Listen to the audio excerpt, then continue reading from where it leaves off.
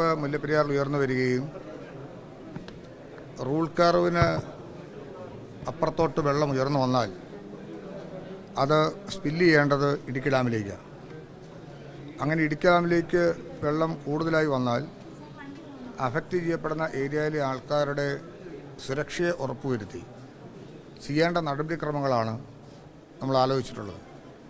ഇതെല്ലാ കാലഘട്ടത്തിലും നമ്മൾ ചെയ്യാറുണ്ട്. ഇന്ന് അഡ്വാൻസായി തന്നെ ഇത്തരം കാര്യങ്ങൾ എടുക്കാൻ ഉണ്ടായ ഒരു കാര്യം, കലാമിറ്റി മറ്റ് തലങ്ങളിൽ രൂപപ്പെട്ടു വന്നാൽ അറ്റൻഷൻ മാറിപ്പോകരുത്. ഇതിനു വേണ്ട ടീമിനെ ഇതിനായി തന്നെ നിയോഗിക്കണം. ഇപ്പം വെള്ളപ്പൊക്കം ഉണ്ടാകുക, ചെറിയ മണ്ണിടിച്ചിലുണ്ടാകുക, എന്തെങ്കിലും മറ്റ് അനിഷ്ട സംഭവങ്ങൾ എവിടെയെങ്കിലും രൂപപ്പെട്ടു വന്നാൽ ഇത് തമ്മിൽ ആരായിരിക്കണം എൻ്റെ ഉത്തരവാദിത്വം? അങ്ങോട്ടും ഇങ്ങോട്ടും മാറിയും തിരിഞ്ഞ് നിൽക്കുമ്പം ഒരു ബുദ്ധിമുട്ട് രൂപപ്പെടാതിരിക്കാനായിട്ടുള്ള ഒരു മെസ്സേജ്, ഒരു സന്ദേശം രൂപപ്പെടുത്താനായിട്ടാണ്. അപ്പം അതിന് ആവശ്യമായിട്ടുള്ള തീരുമാനം ഡിസ്ട്രിക്ട് കളർ ലെവലിൽ എടുത്തിട്ടുണ്ട്. എല്ലാ ദിവസവും അത്തരം ആലോചനയുള്ള ഭാഗമായി വരുന്ന വിഷയം ജില്ലാ കളക്ടർ റിവ്യൂ ചെയ്യും. മുല്ലപ്പെരിയാറിലെ ജലനിരപ്പ്, ഇന്ന് ഇൻഫ്ലോ എത്രയുണ്ട്, ഔട്ട്ഫ്ലോ എത്ര പോകുന്നുണ്ട്, ഇടുക്കി ഡാമിൻ്റെ ജലനിരപ്പ്. അപ്പോൾ ഇടുക്കി ഡാമിൻ്റെ ജലനിരപ്പും ഇതും തമ്മിൽ ഇവാലുവേറ്റ് ചെയ്യുന്നത് ഒരു ഡാം മാനേജ്മെൻറ്റ് ക്ലിയർ ചെയ്യാനായിട്ടാണ്. അപ്പോൾ തന്നെ ഇടുക്കിയിൽ നിന്ന് എത്ര കണ്ട് വെള്ളം താഴേക്ക് ഒഴുക്കി വിടണം, ഒഴുക്കി വിട്ടാൽ താഴെ പ്രദേശങ്ങളിലേക്ക് പോകുമ്പോൾ എത്രത്തോളം ബുദ്ധിമുട്ടുകൾ നേരിടാം. ഇനി താഴേക്ക് നമ്മൾ 2018-19 കണ്ടതനുസരിച്ച് വേലിയേറ്റ സമയമാണെങ്കിൽ അതിരൂക്ഷമായ മഴയും നിൽക്കുകയാണെങ്കിൽ അവിടെ വെള്ളം അബ്സോർവ് ചെയ്യാനായിട്ടുള്ള ബുദ്ധിമുട്ടുണ്ടാകും.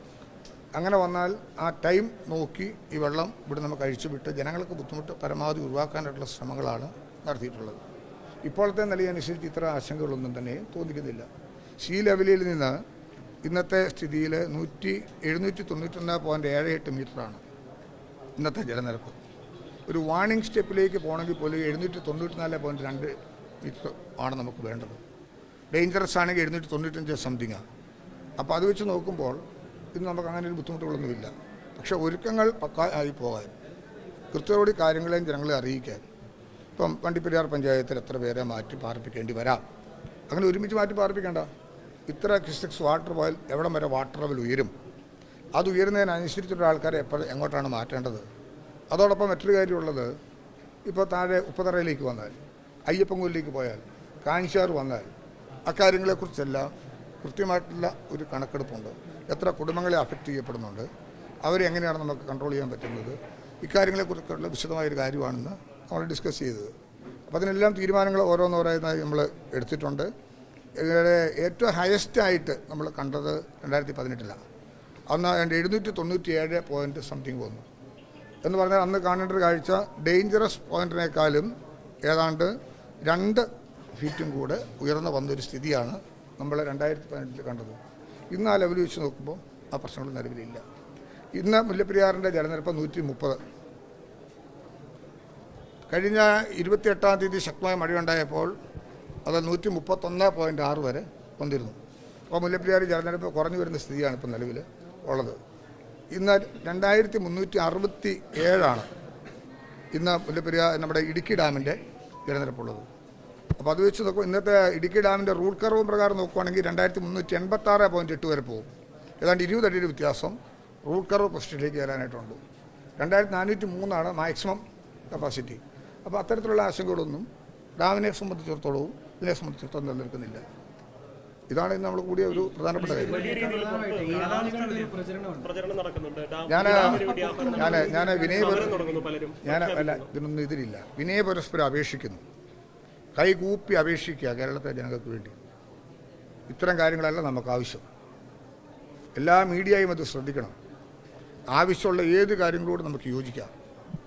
ഞാൻ കഴിഞ്ഞ 22 വർഷക്കാലമായി MLA എന്ന നിലയിലൂടെ ഉണ്ട്. ഏറ്റവും കൂടുതൽ പ്രാവശ്യം മുല്ലപ്പെരിയാറിൽ പോവുകയും ഒരുപക്ഷെ ജോയിൻ്റ് ഇൻസ്പെക്ഷനിൽ പങ്കെടുക്കുകയും സമരരംഗത്ത് ഉറച്ചു നിൽക്കുകയും നിരാകാര സമരത്തിന് ഒക്കെ നേതൃത്വം കൊടുക്കുകയൊക്കെ ചെയ്തിട്ടുണ്ട്. ഇപ്പോൾ നമ്മുടെ കേസ് എവിടെ നിൽക്കുന്നു? ഇതിൽ സംസ്ഥാനത്ത് ആർക്കെങ്കിലും 2 അഭിപ്രായമുണ്ടോ? മുല്ലപ്പെരിയാറിൽ പുതിയ ഡാം ഉണ്ടാകണം. ഇത് തന്നെയാണ് സംസ്ഥാന സർക്കാരിൻ്റെയും തീരുമാനം. മുഖ്യമന്ത്രി തന്നെ നിയമസഭയിൽ അത് വ്യക്തമാക്കിയിട്ടുണ്ട്. എന്നാൽ നാൾ വരികൾ എടുത്തു നോക്കും, ഇപ്പോൾ കേസ് അവിടെ നിൽക്കുന്നു. എന്നാൽ സമീപകാലത്ത് കണ്ടൊരു സ്ഥിതി എന്താ? 2014 അല്ലേ നമ്മുടെ കുമ്പളി കാർ പാർക്കിൻ്റെ നമ്മൾ നിർമ്മാണം തുടങ്ങിയപ്പോഴാണ് തമിഴ്നാട് ഇതിനെ ചോദ്യം ചെയ്തുകൊണ്ട് സുപ്രീം കോടതിയിൽ ഒരു ഹർജി കൊടുത്തത്. അതിന്മേൽ കോടതി പറഞ്ഞത് സർവേ ഓഫ് ഇന്ത്യയോട് റിപ്പോർട്ട് തേടി. സർവേ ഓഫ് ഇന്ത്യയുടെ റിപ്പോർട്ടിൻ്റെ അടിസ്ഥാനത്തിൽ കോടതി പരാമർശിച്ചത് ഇത് ലീസ് എഗ്രിമെൻ്റ് പീരീഡിനകത്തല്ല. അത് സുപ്രീം കോടതിക്ക് ബോധ്യപ്പെട്ടു. എല്ലാ ചാനലുകളിലും വാർത്താ മീഡിയയിലെല്ലാം ഇത് വരികയും ചെയ്തു. എത്ര കാലം കൂടിയാണ് ഇത്ര ഒരു പൊസിഷനിലേക്ക് നമുക്കൊന്ന് വരാൻ കഴിയുന്നത്? പിന്നീട് നമ്മൾ പറഞ്ഞു തമിഴ്നാടിനെ ചോദ്യം ചെയ്യലല്ല, ഞങ്ങൾക്ക് സംശയം പ്രകടിപ്പിച്ചു എഗ്രിമെൻറ്റിനെ സംബന്ധിച്ചിടത്തോളം. സ്റ്റേറ്റുകൾ തമ്മിലുള്ള തർക്കവും സ്റ്റേറ്റും അവിടെ യൂണിയൻ തമ്മിലുള്ള യൂണിയൻ ഗവൺമെൻറ്റുമായിട്ടുള്ള വിഷയങ്ങളൊന്നും അല്ല, ഇത് കാലങ്ങൾക്കുമുള്ളൊരു എഗ്രിമെൻറ്റാണ്. അപ്പോൾ ഇത് പരിശോധിക്കപ്പെടേണ്ടതാണല്ലോ എന്നുള്ള കമൻറ്റും സുപ്രീം കോടതി പറഞ്ഞു. എന്നിട്ട് 8 ആഴ്ച സമയം കൊടുത്തിരിക്കുക. അടുത്ത 30-ാം തീയതി ഇതിന്മേൽ വാദം കേൾക്കുക. നമുക്ക് ഉള്ള എല്ലാ ഗ്രൗണ്ടുകളും ഫലപ്രദമായി കേസ് നടത്തി കോടതിയെ ബോധ്യപ്പെടുത്താൻ ശ്രമിക്കും. തമിഴ്നാടുമായി ഒരിക്കലും ശത്രുതാ മനോഭാവത്തിൽ പോകേണ്ട ഒരു സംസ്ഥാനമല്ല കേരളം. പരസ്പരം ഇഴുകിച്ചേർന്ന് താമസിക്കുന്നവരാണ്. നമ്മുടെ ബോർഡർ സെക്ടറി മാത്രമല്ല, നമ്മുടെ അനുദിനമായിട്ടുള്ള ധാരാളം വ്യാപാര വ്യവസായങ്ങളും അതോടൊപ്പം തന്നെ അനുദിന ബന്ധങ്ങളും എല്ലാം പുലർത്തുന്ന ജീവിതം തന്നെ അങ്ങോട്ടും ഇങ്ങോട്ടും ഷെയർ ചെയ്യപ്പെടുന്നൊരു സ്ഥിതി തമിഴ്നാടും കേരളവുമായിട്ട് നമ്മുടെ ബോർഡർ മേഖലയെല്ലാം ഉണ്ട്. തമിഴ്നാടിന് ആവശ്യമായ ജലലഭ്യത ഉറപ്പുവരുത്തിക്കൊണ്ട് ഒരു സേഫ്റ്റി കൺസേൺഡ് ഡാം ഉണ്ടാവണം. ഇത് മാത്രമാണ് കേരളം ആഗ്രഹിക്കുന്നത്. അവർക്ക് ആവശ്യമായ ജലം നൽകിക്കൊണ്ട് തന്നെ. അതുകൊണ്ട് ഇപ്പോൾ കോടതിയിൽ നിൽക്കുന്നൊരു വിഷയമാണെങ്കിൽ പോലും ഔട്ട് ഓഫ് കോർട്ടിൽ ഇത്തരം കാര്യങ്ങൾ എന്ത് ചെയ്യുക, ഗവൺമെൻറ് എങ്ങനെ നീങ്ങാൻ പറ്റും, ഇക്കാര്യങ്ങളും തീർച്ചയായിട്ടും പരിശോധിക്കുകയും പരിഗണിക്കുകയും